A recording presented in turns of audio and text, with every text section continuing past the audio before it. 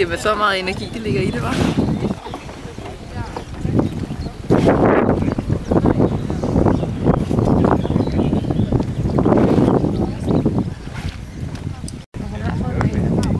Der ligger 3. Jeg har fået lokalerne. Jeg skulle ind i lokaler med vorter. Det er i hvert fald sort hud. Det var lige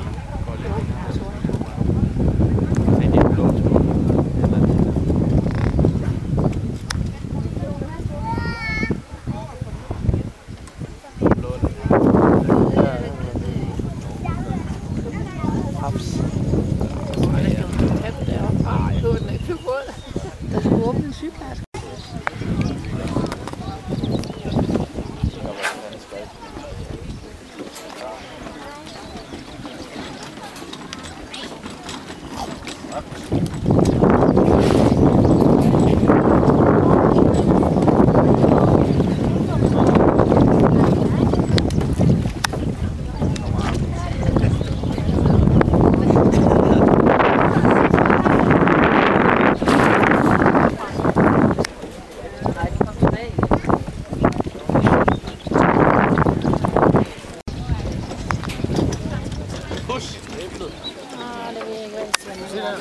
Den er gået med, men den har lagt sig igen.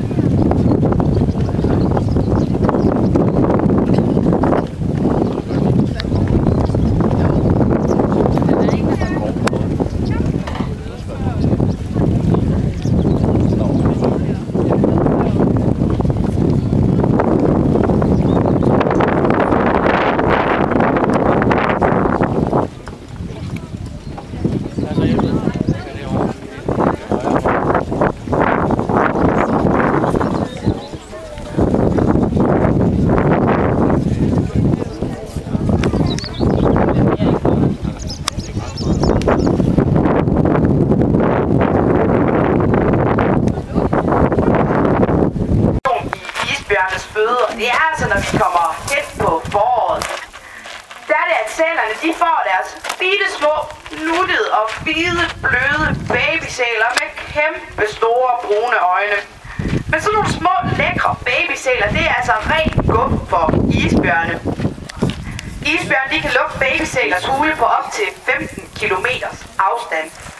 Når de har lugtet sig frem til hulens tag, så laver de sådan nogle karakteristiske hop med forpoterne, eller hvor de rejser sig op, og så hammer de forpoterne ned i hulens tag. Og efter at gå op på sådan en stor isbjørn, ja, så går hulens tag i stykker, og der bliver serveret babysæl for isbjørnene.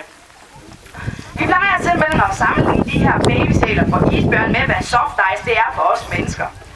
De er nemlig kridhvide, de er mælkefede, de ryger ned, man kan bare lige sige. Og så går en tur op i Sverige, så skal man altså ikke være så bange for at støde ind i sådan en. Det er meget, meget sjældent, der sker noget ved det. Her i anlægget, der har vi 11 brunbjørne i alt.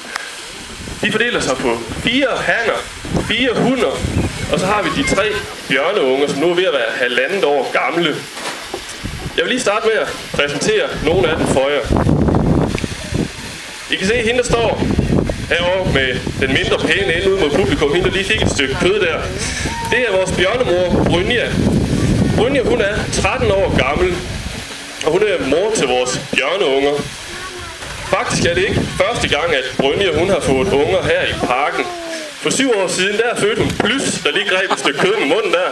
Og så fik hun også Halvøre, der greb et stykke kød der.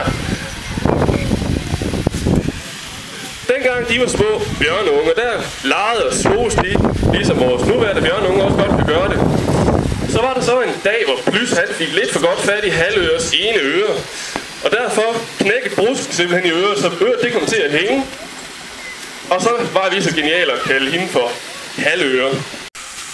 Den brune bjørn, vi ser her foran os, det er den skandinaviske eller nordiske brune bjørn. Den lever op i Norge, Sverige og Finland. Der findes også brunbjørn mange andre steder rundt omkring i verden. Over i Alaska og Canada, der bliver de kaldt for Kodiakbjørne og grizzlybjørne. Og nogle steder i Rusland, der kalder man det for Kamchatka-bjørne.